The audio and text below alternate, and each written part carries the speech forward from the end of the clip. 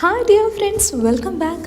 അപ്പോൾ നമ്മുടെ 1 മാർക്കിൻ്റെയും 2 മാർക്കിൻ്റെയും +1 business studies Christmas എക്സാമിൻ്റെ ചോദ്യങ്ങളുടെ ഉത്തരങ്ങൾ ഡിസ്കസ് ചെയ്ത് കഴിഞ്ഞിട്ടുണ്ട്. ഈ ഒരു പെർട്ടിക്കുലർ വീഡിയോയിൽ നിങ്ങളുടെ 3 മാർക്കിൻ്റെ ചോദ്യങ്ങളുടെ ഉത്തരങ്ങളായിട്ടാണ് ഞാൻ വീണ്ടും വന്നിട്ടുള്ളത്. അപ്പോൾ നമുക്ക് ഒട്ടും സമയം കളയണ്ട.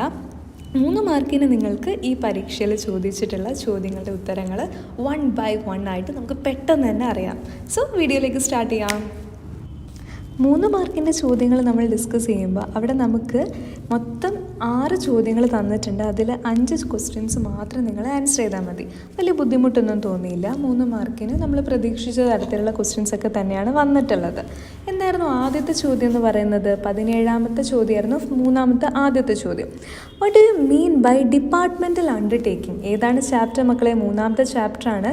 അത് ഞാൻ പ്രത്യേകം പറഞ്ഞിട്ടുണ്ടായിരുന്നു. ഡിപ്പാർട്ട്മെൻറ്റൽ അണ്ടർടേക്കിങ്ങിൻ്റെ മീനിങ്ങും ഫീച്ചേഴ്സും നിങ്ങൾ മസ്റ്റായിട്ട് പഠിച്ചിരിക്കണമെന്ന്. അപ്പോൾ നമുക്ക് നോക്കിയാലോ, അതിൻ്റെ ഉത്തരം ഒന്ന് നോക്കിയാലോ. നിങ്ങൾ ടെക്സ്റ്റ് ബുക്കിലുള്ള നോട്ട് തന്നെ വെച്ചിട്ടുണ്ട് കേട്ടോ. Departmental undertaking is A form of public sector enterprise established as A department of A ministry.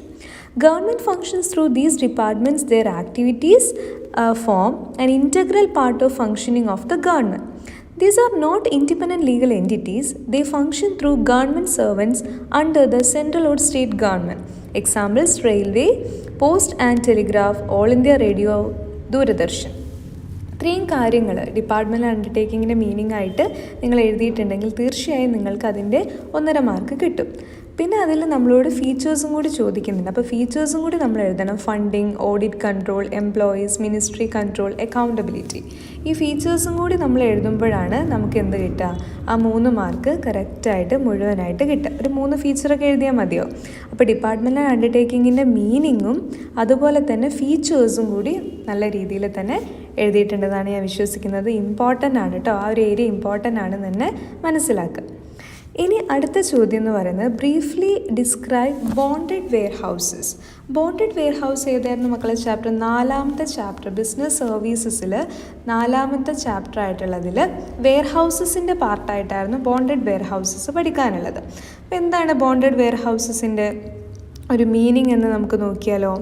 Bonded warehouses are the licensed by the government to accept imported goods prior to the payment of tax and customs duty.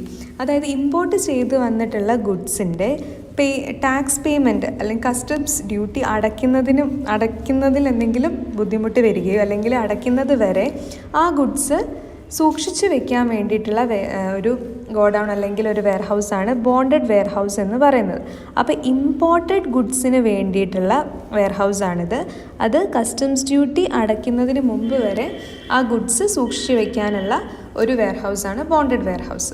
അപ്പോൾ ഈ രീതിയിലുള്ള ഒരു meaning നിങ്ങൾ എഴുതിയിട്ടുണ്ടെങ്കിൽ അതിൻ്റെ ഒരു 3 mark നിങ്ങൾക്ക് കിട്ടുന്നതായിരിക്കും.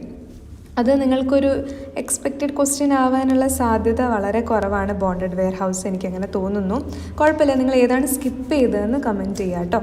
പിന്നെ നമുക്ക് വന്നിട്ടുള്ള അടുത്തൊരു ക്വസ്റ്റ്യൻ എന്ന് പറയുന്നത്, describe the concept of social responsibility of business. ഉറപ്പായിട്ടും വരും എന്ന് പറഞ്ഞിട്ടുള്ള ചോദ്യമാണ്. നമ്മൾ പല തവണകളായി ഡിസ്കസ് ചെയ്ത ക്വസ്റ്റ്യനാണ് ഈ ഒരു സോഷ്യൽ റെസ്പോൺസിബിലിറ്റി ഓഫ് ബിസിനസ് എന്ന് പറയുന്നത്. അപ്പോൾ മക്കളെ നിങ്ങൾ തന്നെ പറയൂ, എന്താണ് സോഷ്യൽ റെസ്പോൺസിബിലിറ്റി ഓഫ് ബിസിനസ് എന്ന് പറഞ്ഞാൽ? Social responsibility refers to the obligation of businessmen to pursue those policies or to make those decisions to follow these lines to action which are desirable in terms of objective and values of the society. അതായത് സൊസൈറ്റിക്ക് ചില values ഉണ്ടല്ലേ, ആ വാല്യൂസും സ്റ്റാൻഡേർഡൊക്കെ business എന്ത് ചെയ്യണം? Follow ചെയ്യണം, അതിൻ്റെ respect ചെയ്യണം. So social responsibility implies that the business enterprises respect the aspiration of the society along with there profit interest. അതായത് ബിസിനസ്സിൻ്റെ ഇൻട്രസ്റ്റിൻ്റെ കൂടെ തന്നെ എന്തും നോക്കണം, സൊസൈറ്റിയുടെ മൊത്തത്തിലുള്ള താല്പര്യങ്ങളും കൂടി ബിസിനസ് സംരക്ഷിക്കണം. ഓക്കെ, സോ അങ്ങനെ വേണം അവർ ലാഭം വർദ്ധിപ്പിക്കാൻ വേണ്ടിയിട്ട്. ഇപ്പോൾ സോഷ്യൽ റെസ്പോൺസിബിലിറ്റി എന്താണ്? ബിസിനസ് ഒരു സൊസൈറ്റിയിൽ ഫങ്ഷൻ ചെയ്യുമ്പോൾ ആ സൊസൈറ്റിയോടുള്ള ബിസിനസ്സിന് ഒരുപാട് കമ്മിറ്റ്മെൻറ്റും ഒബ്ലിഗേഷൻസും ഉണ്ട്. ആ ഉത്തരവാദിത്തങ്ങളെയാണ് നമ്മൾ സോഷ്യൽ റെസ്പോൺസിബിലിറ്റി എന്ന കോൺസെപ്റ്റ് കൊണ്ട് ഉദ്ദേശിക്കുന്നത്.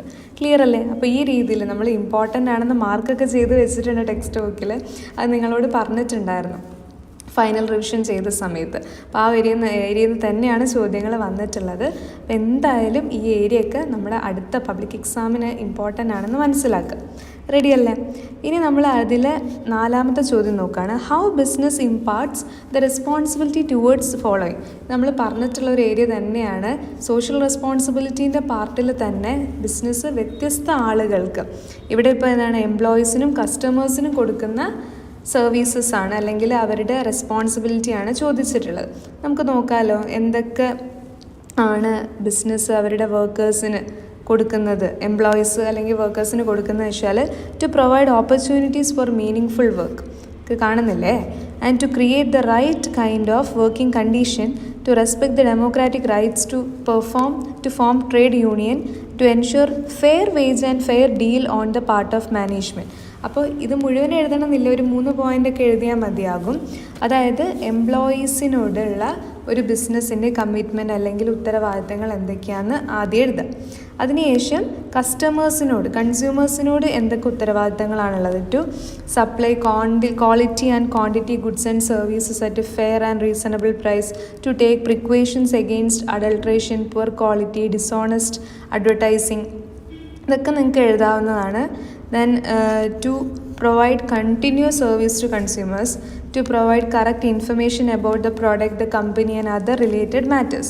അതായത് കൺസ്യൂമേഴ്സിന് കൊടുക്കുന്ന ചില റെസ്പോൺസിബിലിറ്റീസ് ഉണ്ട്. കൺസ്യൂമേഴ്സിനെ വഞ്ചിക്കാതിരിക്കുക, അവർക്ക് റൈറ്റ് ക്വാളിറ്റി ക്വാണ്ടിറ്റി ഗുഡ്സ് കൊടുക്കുക, അഡൾട്രേഷനും പുവർ ക്വാളിറ്റിയൊക്കെ മാറ്റുക, അങ്ങനത്തെ കാര്യങ്ങളൊക്കെയാണ് കൺസ്യൂമേഴ്സിനോടുള്ള അവരുടെ റെസ്പോൺസിബിലിറ്റി എന്ന് പറയുന്നത്. അപ്പോൾ ഇത് രണ്ടും എഴുതി കഴിയുമ്പോൾ നിങ്ങൾക്ക് എന്ത് കിട്ടും, കറക്റ്റായിട്ടുള്ള ആ ഒരു ചോദ്യത്തിൻ്റെ 3 മാർക്ക് നിങ്ങൾക്ക് അവിടെ കിട്ടും. അടുത്ത ചോദ്യം എന്ന് പറയുന്നത് what do you mean by retain earnings. ഞാൻ പറഞ്ഞിട്ടുണ്ടായിരുന്നു, വളരെ ഇമ്പോർട്ടൻ്റ് ആയിട്ടുള്ള ക്വസ്റ്റ്യൻ ആണ്. 3 മാർക്കിന്, ആക്ച്വലി 4 മാർക്കിനായിരുന്നു കഴിഞ്ഞ പ്രാവശ്യമൊക്കെ ചോദിച്ചിട്ടുണ്ടായിരുന്നത്. എന്താണ് സോഴ്സ് ഓഫ് ബിസിനസ് ഫൈനാൻസ് എന്ന് വന്ന ക്വസ്റ്റ്യൻ ആണ്. എന്താ ചോദ്യം, എന്താണ് റീറ്റെയിൻഡ് ഏർണിങ്സ് എന്താണെന്നാണ് ചോദിച്ചിട്ടുള്ളത്. Retained earnings. ഓക്കെ, അപ്പോൾ റീറ്റെയിൻഡ് ഏർണിങ്സ് എന്താണെന്ന് നമുക്ക് നോക്കാം. വളരെ ഇമ്പോർട്ടൻ്റ് ആയിട്ടുള്ളൊരു ടേമാണ് റീറ്റെയിൻഡ് ഏർണിങ്സ് എന്ന് പറയുന്നത്.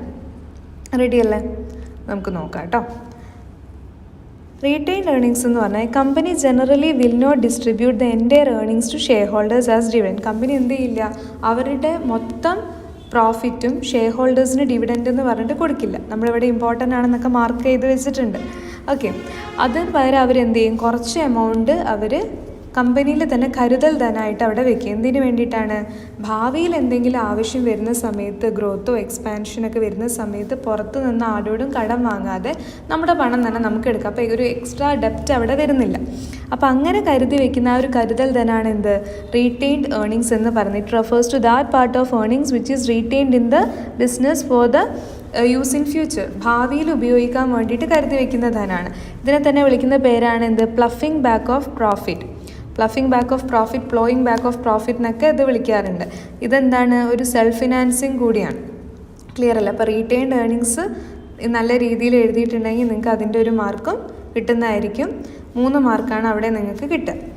അടുത്ത ക്വസ്റ്റ്യൻ ഈ ഒരു സെഷനിൽ, അതായത് നമ്മുടെ 3 മാർക്കിൻ്റെ സെഷനിൽ അവസാനത്തെ ക്വസ്റ്റ്യനാണ് distinguish between shares and debenture. ഇത് ഞാൻ സോഴ്സ് ഓഫ് ഫൈനാൻസ് എടുക്കുന്ന സമയത്ത് പറഞ്ഞിട്ടുണ്ടായിരുന്നു. ആ ചാപ്റ്റർ നമ്മൾ റിവൈസ് ചെയ്യുന്ന സമയത്ത് പറഞ്ഞിട്ടുണ്ടായിരുന്നു. ഇമ്പോർട്ടൻ്റ് ആണ് ഷെയറും ഡിബെഞ്ചറും തമ്മിലുള്ള ഡിഫറൻസ് എന്ന് പറയുന്നത്. അപ്പോൾ നമുക്ക് നോക്കിയാലോ എന്തൊക്കെയാണ് അത് തമ്മിലുള്ള ഡിഫറൻസ് എന്ന്. ഒന്ന് ഷെയർ ഒരു ഓൺഡ് സെക്യൂരിറ്റിയാണ് അല്ലേ, എന്നാൽ ഡിബെഞ്ചർ ഒരു ഡെറ്റ് സെക്യൂരിറ്റിയാണ്. പിന്നെ ഷെയർ എന്ന് പറയുന്നത്, ഷെയർ വാങ്ങിക്കുന്ന ആളുടെ സ്റ്റേറ്റസ് എന്ന് പറഞ്ഞാൽ അയാളുടെ കമ്പനിയിലെ ഓണർ അല്ലെങ്കിൽ മെമ്പറായിട്ട് മാറും. എന്നാൽ ഡിബെഞ്ചർ വാങ്ങിക്കുന്ന ആൾ ക്രെഡിറ്ററായിട്ടാണ് മാറുന്നത്. പിന്നെ ഷെയറിന് കിട്ടുന്ന റിട്ടേൺ ഡിവിഡൻ്റാണ്, ഡിബെഞ്ചറിന് കിട്ടുന്ന റിട്ടേൺ ഇൻട്രസ്റ്റ് ആണ്. അപ്പോൾ ഈ രീതിയിലൊരു 3 പോയിൻ്റ് എഴുതിയാൽ തന്നെ നിങ്ങൾക്ക് അതിൻ്റെ 3 മാർക്ക് കിട്ടും. വേറെയും പോയിൻ്റുകളുണ്ട്, നിങ്ങൾക്ക് കാണാൻ പറ്റുമെന്നറിയാം. അപ്പോൾ എന്ത് ചെയ്യുക, ഷെയറും ഡിബെഞ്ചറും തമ്മിലുള്ള ഡിഫറൻസും കൂടി ഒന്ന് പഠിച്ചു വയ്ക്കാം. റെഡിയല്ലേ? അപ്പോൾ ഇത്രയായിരുന്നു നമ്മുടെ മൊത്തത്തിലുള്ള ആ ഒരു ഉത്തരങ്ങൾ, 3 മാർക്കിൻ്റെ ചോദ്യങ്ങളുടെ ഉത്തരങ്ങൾ. അപ്പോൾ നിങ്ങൾ ഏത് രീതിയിൽ എഴുതി എന്നുള്ളത് നന്നായിട്ട് തന്നെ ഒന്ന് നോക്കുക, സെൽഫായിട്ടൊന്ന് അനലൈസ് ചെയ്യാം.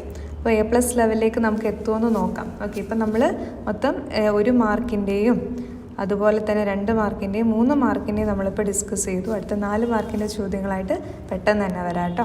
അപ്പോൾ എങ്ങനെ ഉണ്ടായിരുന്നു എന്നുള്ളതൊക്കെ, എക്സാം എങ്ങനെ ഉണ്ടായിരുന്നു എന്നൊന്ന് കമൻറ്റ് ചെയ്യുക. ഈ വീഡിയോ നിങ്ങൾക്ക് ഹെൽപ്ഫുള്ളായി ഫീൽ ചെയ്തിട്ടുണ്ടെങ്കിൽ തീർച്ചയായും ലൈക്ക് ചെയ്ത് സപ്പോർട്ട് ചെയ്യുക, ചാനൽ സബ്സ്ക്രൈബ് ചെയ്യുക. Thank you.